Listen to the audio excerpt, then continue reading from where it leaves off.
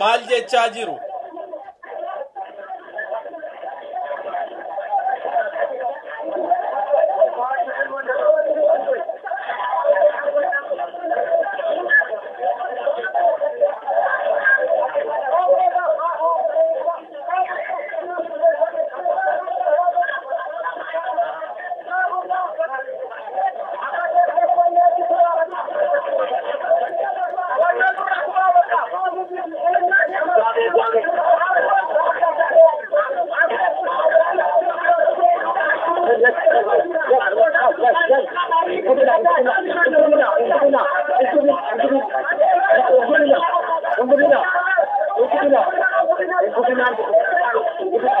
Dhaggeeffattoota keenya kun oduu kan otoo dabarsaa jiru kallattiidhaan kan borraa waraabamedha.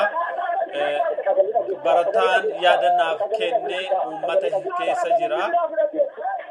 Lubbuun barataa tokko darbuurraa kan ka'e uummati dheekkamsaan dallansuudhaan sagalee dhageessisaa kan jirudha.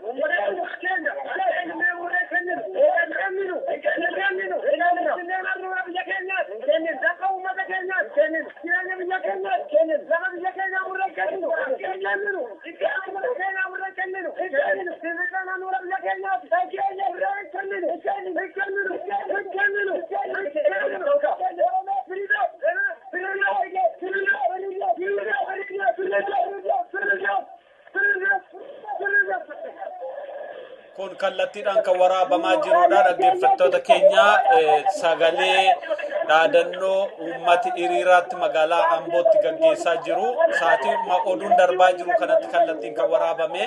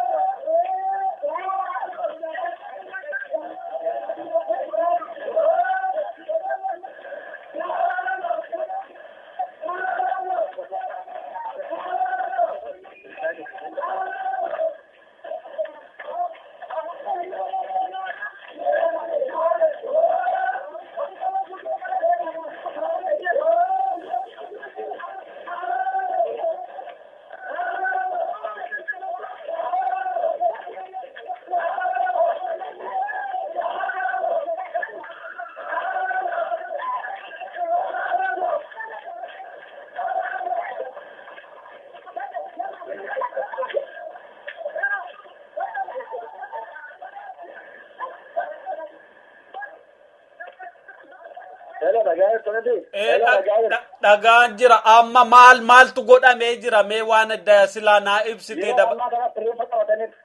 yeroo ammaa kanatti reeffa qabatee meeshaa qabatee uummanni meeshaadhaan gadi ba'ee jira. Meeshaa hidhannootiin gadi ba'ee jira yeroo ammaa kanatti. Uummati yeroo ammaa kanatti reeffa baataniitu uummanni magaala keessa reeffa baataniitu meeshaadhaan uummanni tokkittiin gadi namne dhiira dubartiin dargaggeessi Oromiyaa hundumtuu gadi haa ba'u. Yeroo ammaa kanatti reeffa ganda duwwaa tokko keessa reeffa shantaa fuudhamee jira. Ganda duwwaa sadi keessatti reeffa tokkodha. Kun sagaleen uummataa bo'aa jira maraachaa'eera. Reeffa dha kan mala gaala kun sagalee uummata reeffa ta'eeti. Sagalee kun reeffa ta'eeti.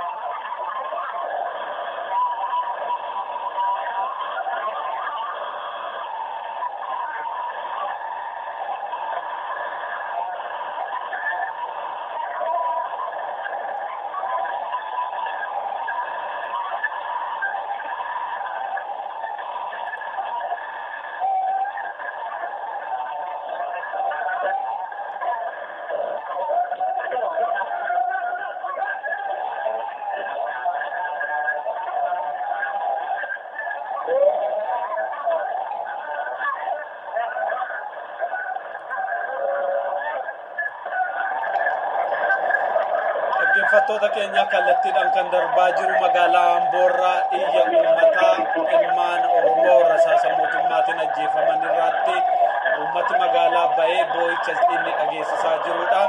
Sagaleen kun kallattiirraan kan waraabamee amma isiniif darbaa jirudha.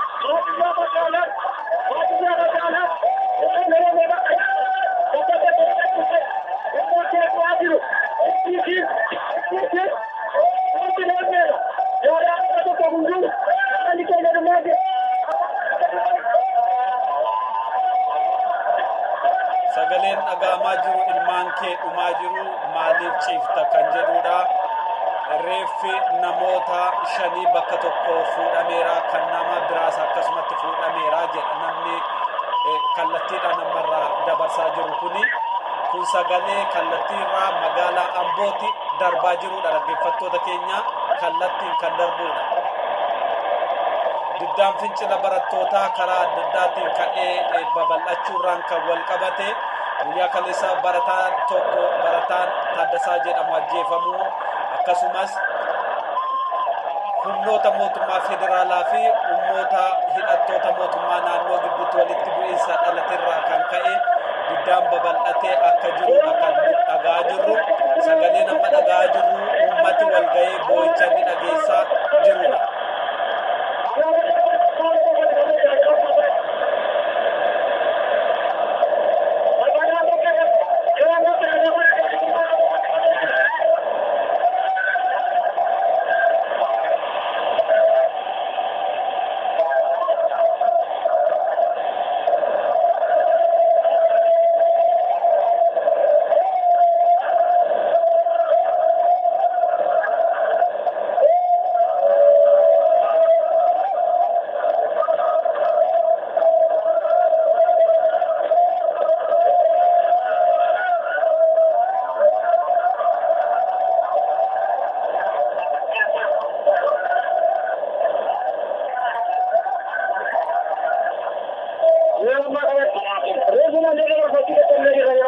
Dhaggeeffattoota keenya kan ammaatti dhaggeeffachaa turtan eebila 30 bara 2014 waaree booda kan magaalaa Amboo keessaa waraabame fincila diddaa gabrummaa barattoonni Oromootiin kan wal qabate duula diddaa gaggeeffamaa turee fi haleellaa humni waraanaa mootummaa Itoophiyaa uummata irratti fudhate keessaa ture. Amma immoo mee yuunivarsiitii adda addaa keessattuu maaltu deemaa jira? Yuunivarsiitii Adaamaa fi Yuunivarsiitii Bulee Horaa keessatti waan adeemaa jiru kan ilaaluudha. Ammas nu hordofaa jenna. Ani marii hordofaa gadaan jedhama barataa Yuunivarsiitii Saayinsii Teekinooloojii Adaamaa.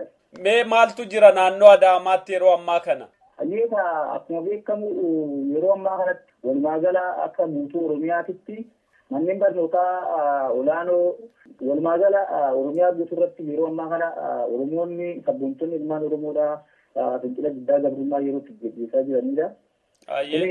Daree galee oolee buleera. Torbee lamaa fi akkana isaaf deema jechuudha.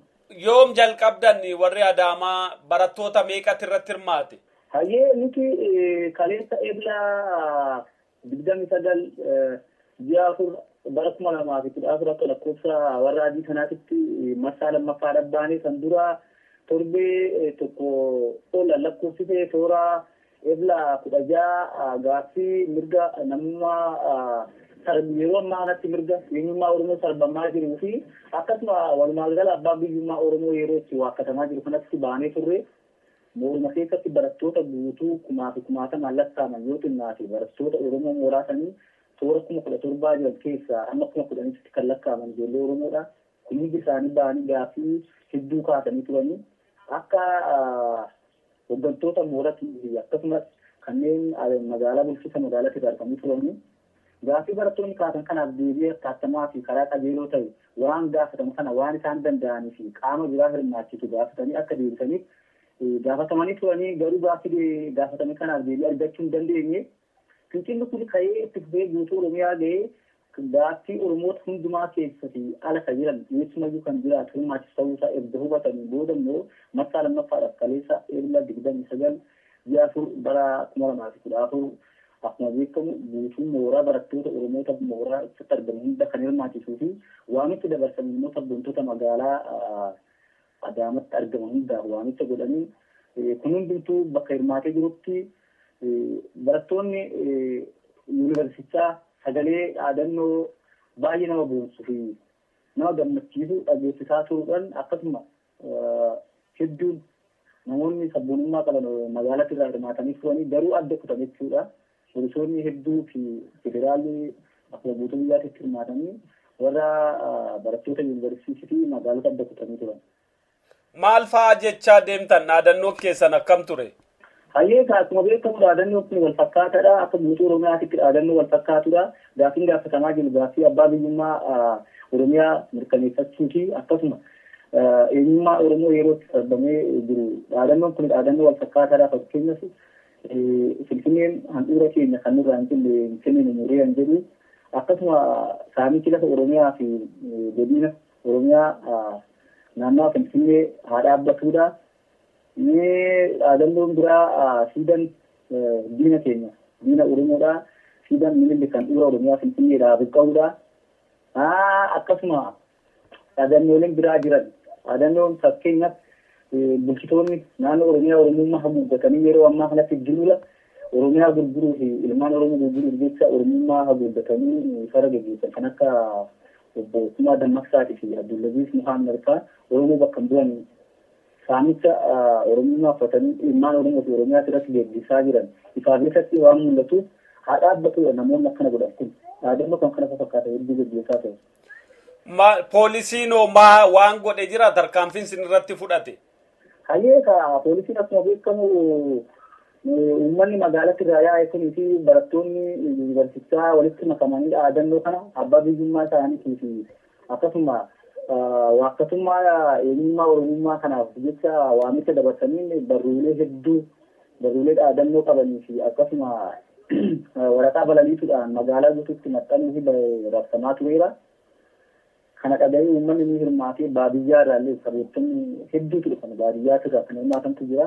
Adda kutan jechuudha. Kuni isaanis itti qophaa'anii bulanii barruun gaafa borumtaa isaatti kan raabsame isaan kana dhaga'anii lafa jala qophaa'anii turanii odoo ijoolleen sagaleen dhageessisin kan isaan konkolaataa afurii ol achitti buusan barattoota mooradha akka hin baane godhanii asii uummata magaalaa gadhiisanii bittinsanii federaalli toora konkolaataa afuriitiin dhufee poolisiin naannoo Oromiyaa dhufanii poolisoonni naannoo Oromiyaa fi beekamu kana isaan ilmaan Oromoo fi eenyummaan itti dhaga'amti yeroo ammaa kanatti dhugaa dubbachuuf yoo ta'e haala farrummaa diinummaa haala itti agarsiisaa jiranii jiru. Kana isaan hubatee diina shira ofii tolchu kana hubatee ta'e Oromummaan akka poolisoota naannoo Oromiyaatti dhagahamillee hubatee qofa federaalaan yeroo duratti adda kutanii kan booda namoota magaalaa hedduu hidhamanii ijoollee jajjabee Oromummaa isaaniitiif dhiibuu danda'an hedduun hidhamanii mana adabaa jiran yeroo irraa kanattu. Nama meeqatti hidhame? Ijoolleen deebitee nama meeqatti hidhame? Namoota 40 amma unaatitti kasirriitti beekaman manneen hidhaa magaalaa kana jiran hedduudha. Achi soo deemtee amma unaatitti hin baramne haala qabatamaadhaan lakkoofsi miidhagina amma nama 40 jedhu. Barattoota moo hawaasa keessa? Caalmasaa barattoota uummata magaalaatti kan hidhaman. Har'aa amma maaltu deemaa jira guyyaa har'aa? Hayyee akkuma kaleessa kilitti hufeen deebi'anii konkolaataa hedduu caccabsanii turanii ijoollee kaan dallaarraan bittinnaanii turanii har'a immoo haa caaluu ganama ijoolleen keenya ijoolleen hidhamtuu fi akkasuma kalee mirga eenyummaa kaastee mooraa dhaabbattee jirtu. Nuka deebi'anii ijoolleen hidhamte nukaa ibsamtuu kan jedhu caalmatti fincila gaggeessanii barattoota Habashaa mooraa keessatti argaman hedduu isaanii ari'anii turanii poolisoota isaan fuulduraa akka dhaabbachuu jedhanis haala itti nama beekan hedduu burjaasan jira. Konkolaatatu nama dhuunfaa maal irratti illee tarkaatti fudhatanii jiru jechuudha. Kan kalee caalaa fincilli haala itti gaggeeffamu har'aan daraan cimaa ta'uu isaadha. Wanni amma irra jiran naannoo Oromiyaatti barattoonni magaalaa guutuutti bittinnaa'anii kan jiraatanidha. Manneen barnootaa kan fa'itti hirmaate yuunivarsiitii duwwaadha moo isaan sadarkaa tokkoffaa lammaffaa akkas jiran kunis hirmaataniiru? Hayyee akkuma beekamu yuunivarsiitiin Adaamaa magaalaa Adaamaa seentariitti kan argamu magaalaa seentariitti kan argamu ta'eetoo manneen koolleejjiiwwan manneen barnootaa elementarii tokko hanga 8 kan hunda kan hirmaatiseera akkasuma waamichi nama dhuunfaa bilbilaa fi maal akkan kanaan godhameef baadiyyaa fageenya irraa kaan namoonni hirmaatan hedduu turan jechuudha kaleessa. Amma namni koolleejjiiwwan yuunivarsiitii wanti amma sinii deebiin sinii kenname jira qaama mootummaarraa akkas jedhamee wanti kenname jira? Tokko hin jiru gaafa maqaa duraa gaafa hiriira nagaadhaaf hin jennuu fi waan adda addaa dubbachaa turan yeroo gabaabaatti hin deebi'e jedhamee ture garuu qaama kanirraayyuu deebiin hanga unaatti gaafatamee fincilli guddaa gabrummaa sun walumaa gala Oromiyaa guututti bakka maratti gaggeeffamaa jira. Keessa darbee elementarri hundatti haalli itti jira. Baadiyyaa manneen barnootaa xixiqqoo tokkoon tattaaffitiin hundatti haalli itti maa jira. Isaaniifis bakka kamittuu haalli itti deebi'u jiru hanga Oromiyaatti. Waan kana amma mootummaan akkamitti waan ilaalu isinitti fakkaata? Keessumaa amma maaster pilaaniin sunis akka hojiirra oolu murteessaniiru waan jedhu oduu dhaga'een jira. Maal akka godhu isinitti fakkaata naa laaltan? Hayyoota akkuma beekamu diinni sira kana tolchee gaafa gadi baasu tokko akka nu yaadnitti fi akka hubatamaa jirutti wantoota tokko murteeffatee jechuudha. Tokko eenyummaa Oromoon amma eenyummaa isaatii dammaqeera. Waan kun kiyyaa fi kan eenyu ta'uu isaa jedhee adda baafatee ta'u waan isaa kana irratti immoo sagalee eenyummaa isaa agarsiisa jechuudha.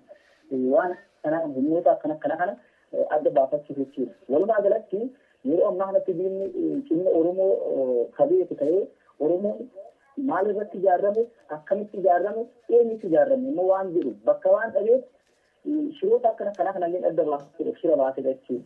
Kanaaf akkuma walii galaatitti albeen abbaa qaree kuma jedhamu san caalmatti uummanni Oromoo har'a godina addaa Oromiyaa naannoo Finfinnee kennuu miti yeroo itti Finfinnee irrayyuu waan argachuu qabu itti gaafataa jiru jechuudha. Kun isaan qaanessa malee yoomiyyuu isaan salphisa malee akka waan isaan barbaadan kana hin argamneetitti haala itti Oromoon diina isaa fuuldura yeroo ammaa kanatti dhaabbachaa jiru. Dhaamsi dabarsitu asinoo jiraate barataa Marii Gadaa. Hayyeeka ani waan jedhuu barbaadu yeroo kanatti inni kun dhimma abbaa biyyummaa Oromootiif walumaa gala sarbiinsa hiriyummaa Oromoo ijaa ta'eef Oromoon kamiyyuu Oromoon kaabaa hanga kibbaatti bahaa hanga dhihaatti walumaa gala Oromoon addunyaa kanarra faca'ee jiraatu waamichi eenyummaa isaa kana dhagaheetu akka dura waliin kanaaf dammatee ka'u waan danda'uun akka wal bira dhaabbatu dhaamuun barbaadachuudha ilmaan Oromoo kamiifuu. Hedduu fayyaa naa ta'e haala jiru gaa wal hubannaa jabaadhaa of eeggadhaati nagaa naa ta'e. Hayyeesni illee guddaa galatoomaa waliin haa ta'an jira. Yuunivarsiitii Bulee Horaa keessattis haaluma wal fakkaatu fincilli wal fakkaataan ka'ee akka jiru odeeffannoon nu ga'e ni ibsa. Barataa tokko achirraa argannee dubbifneerra. Hello akkam jirta? Hello fayyaa keessanii? Mee waan naannoo keessan deemaa jiru naa ibsuu dandeessaa? Naannoo kan amma Yuunivarsiitii Bulee Horaatti argamna. Ayyee. Baay'ee ulfaataadhaaf baay'ee nama kana jedhanii haasa'amuu hin dandeenye yeroo ammaa kana keessa jiramu. Maaltu ulfaata? Gama jeequmsi gaafa dafinoo kennu gidduulee darbee ture. Innis jeequmsa tun taane hiriira nagaa barattoonni gaaffii mirga gaafachuudhaaf hiriiranii turani. Maa inni kaayyoon hiriira sanaa? Kaayyoon hiriira sanaa akkuma beekamu maaster pilaanii magaalaa jedhuun jira miti. Maaster pilaanii kun uummata keenyaa fi mirga abbaa qabeenyummaa kabajan malee mirga abbaa qabeenyaa kabaju jedha. Ayyee. Kara maaster pilaanii magaalaa tokko ta'e jechuun immoo uummanni magaalaa sanarra jiraatu harki caalaan isaa sooreyyoota malee dhalli isaa tokko jiraachuu hin danda'amu jedhama. Isa kanaaf jedhanii barattoonni baay'inaan kurfaanii naannoo barataa atileetii 1,100 ta'u. Ayyee. Hiriira nagaa ba'anii turan. Hiriira nagaa ba'ame hiriirichi nagaan gama seeraan ba'ame eeyyamamee ture. Ayyee. Gaafa hiriirichi gaafa isaanii kan magaalaa galan immoo loltoota fidanii itti naqanii. Isarraa kan ta'e barattoonni keenya hedduun isaanii reebamanii miidhamanii alas baay'een isaanii maal jedhanii doorsisa cimaarra jiru. Namni reebame namni miidhame jira hiriira sanarratti. Barattoota baay'eetu reebamanii caccabamaniiru. Meeqa ta'u kan reebaman? Barattoonni reebaman maqaan isaanii ammaaf kan jiranii garuu gara fuulduraatti maqaa isaanii jedhee baay'ina isaanii wajjin irra ga'uu hin danda'an. Namni lubbuun darbe jira? Namni lubbuun darbe hin jiru garuu amma doorsifamaa jiru. Ida fama iddi nuti darbatame mooraa keessan bu'u. Baay'ee jedhamee wanti humna waraanaa jiree waraanaa fakkaata malee mooraa barumsaan fakkaatu akka ilaalamutti. Namni madaa'ee wal'aansa argateera wal'aansa mana yaalaa deeme. Wal'aan mana yaalaa argachuu hin dandeenye amma barata gammachiisa hojii kan jedhan tokko jira ture. Inni macaalintiin sadafii qabeeraa lakkuunaan akkamitti calleelee dhokatee jira mataan baqaqee. Wal'aan sagar waa tokko hin arganne nama baay'ee rakkatanii jiru ijoolleen baay'ee isaanii akkatti wal'aan hin qabanii amma immoo Israa'el darbee mooraa gadhiisnee baay'een keenya bosona keessa jiran ijoolleen baay'een. Mooraa keessaa baatanii jirtu amma?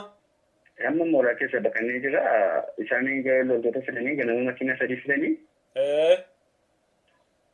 Makiina sadii fidanii nuti garuu ijoolleen Oromootaa nama baay'inaan magaalaa keessa argamu walii gadi faffaca'anii adeemaa jiru malee mooraa keessa hin jirani. Haalli baruuf barsiisuu deemaan jiru jechuudha. Haalli baruuf barsiisuu dhaabateera. Kan irrattis immoo barataan hidhameeru barataa Lamayyoo jedhanii barataa elektirikaalii waggaa lammaffaa. Hidhamee mana hidhaatii jira. Mana hidhaatii sana baasaa jennaan hin baasnu jedhanii. Eenyu nama jedhamutti hidhame? Barataa Lamayyoo. Maaliif hidhanii? Isa bilbila fi ID fuudhanii kootu bilbila kee fudhuu jedhanii edda galgalan naannoo isaatti kudha lama. Isaatti kudha lamaan Dooktora Balaqqoo kan jedhanii. Isaaniitu kootu ID kee fudhuu jedhanii fuudhanii deemanii achumaan qabanii hidhanii amma immoo nu baasaa jedhanii barattoonni gaafannaan inni hin bahu somaal beektu jedhanii baay'een sun jedhanii ijoollee baay'ee rakkisaa jiru. Inni amma maal gochuutti jirture uummatoo maal jechaa jira? Uummanni naannoo sanaa uummata wajjin akka uummanni barataa waliin geenye. Kantiibaan magaalichaa beeksisa ta'e dabarsaa ture gaafa ijoolleen hiriira nagaa boorsuudhaani. Maal jedheetu? Barattoonni kun gaaffii mirgaa, gaaffii biyyaa, gaaffii lammummaa gaafa osoo hin taane gaaffii nyaanni ta'uu didennaa kaaseen ta'uu didennaaniiti. Isin saamuu dhufe jedhanii makiinaadhaan konkolaataadhaan deemanii kan isanii beeksisa dabarsaa turan uummataaf. Akka uummanni isin hin gargaarreef immoo? Akka uummanni hin gargaarreef. Ayyee. Isa kana labsoo dabarsanii gaafa nuti uummanatti baqannu uummanni dhugumatti fakkaateedhaan gajaraadhaan duukaa ka'e baay'ee baqataa ture haala garuu uummanni reefuu dhaga'e. Dhugaa ta'uu erga bahe garuu uummanni waan godhu dhabe nuti immoo mooraa keessa bahuudhaaf akkuma yuunivarsiitota kamitti mirgi namaa eegamee seeraan hin ba'ama ture. Ayyee. Garuu isaan kun hundumaa daanganii maal jedhanii dhowwatanii jiru irra. Mee maal dhaamsa dabarfattaa siin uummati bakka adda addaa jirutti? Maal jettu? Dhaamsi dabarfattu qabdaa dhaamsi dabarsitu? Dhaamsi darbu akka yuunivarsiitii kanaatti amma barattoota maqaan isaanii 5 kan ta'anii jiru. Barattoota dhaabbata dimokiraasii uummata Oromoo jedhamu maqaa dhaatanii immoo uummata Oromoon akkamitti ta'e paartichi. Akka maqaatti jechuudha. Ala garuu isaan baay'inaan uummata keenya baay'ee dabarsanii ilaalaa jiru. Akka baay'ee baay'inaatti barattoota 500 ol yuunivarsiitii Buleeraa kan laattaa jiru maqaan. Isa kana immoo kan laate barattoonni laata maqaa isaanii sirriitti himuu yoo barbaade barattoota maqaa ijoollee dabarsanii laatanii. Tokkoffaa barataa Abbabee Tafuunee ji'oogiraafii waggaa 3ffaa. Ayyee. Lammiffaa Mul'atuu Gondoree antiroopoloojii waggaa 2ffaa. Sadaffaan Gammadoo elektirikaalii waggaa 3ffaa. Arfaffaan barsiisaan tokko jira Barsiisaa Fikiree jedhanii. Barsiisaa Fikiree jedhan lammii biraadha. Isa kan dabarsee laatu. Shanaffaan immoo barattuu Saamiyaa jedhamti. Ayyee. Kompiitara saayinsii waggaa 2ffaa isheen. Kana malees immoo barattoonni maqaa dhuftatanii barattoota keenya laataa jiran hedduu isaanii jira. Isaan kanaadhaaf maqaa uummata Oromoo maqaa dhiiga Oromoodhaan akka isaanirra waa tokko ga'uuf akeekkachiisa guddaa jedha. Kana malee ergaan uummataaf dabarsuu barbaadu immoo kun dhiigni kun deemsa lammummaa labbaan namni tokko biyya isaa gadhiise jechuun aadaa isaa seenaa isaa afaan isaa gadhiise erga waan jedhamuuf